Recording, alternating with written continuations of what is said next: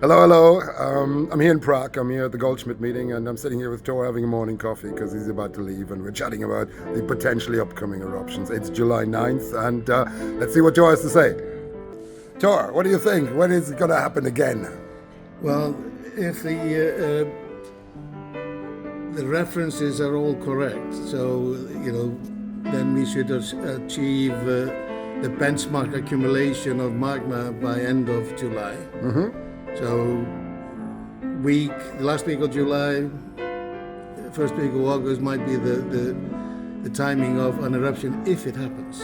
If it happens. Yes, I'm kind of leaning towards the fact that it probably will take place, and I'm hoping it won't. So you got a break. But if it happens, then it's going to be a very similar event to what we have seen. I think so too. Yes. And most likely it will come up in the same place just south of Stora Skogfjell, and then if it's will lengthen either to the north or the south, then we get some lava piled on top of the existing lava.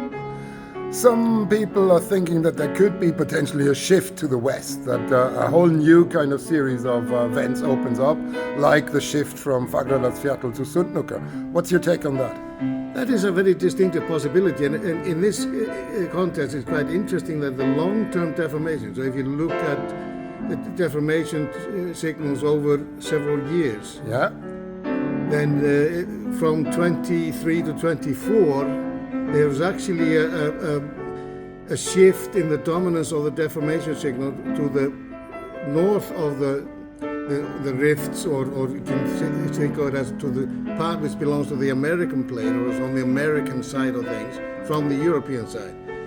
So there's more, it's a localized enhanced deformation that's been taking place since more or less since 2018 in this area, and it's an addition.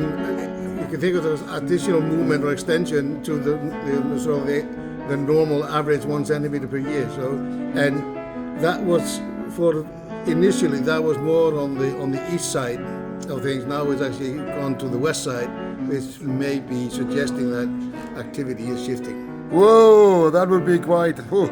Let's hope let's hope it's not going to happen this summer, because it would be nice to get at least a few years break before that. Exactly, that's how I feel. I mean, we are really struggling with all the samples and things like that, and keeping things up to date. So I really hope maybe one more little eruption at Sundnukka, and then I would pray it comes down, but let's see. So. Yeah, no, it'd be nice to see it take a pause and give us a little bit of a breathing space, and just rethink things and get papers out and sort of regroup and re-energize. That sounds very good. So I'll come around, and here's the nice piano man, and here we are. So we're gonna say goodbye. Bye bye. All the best. Good luck.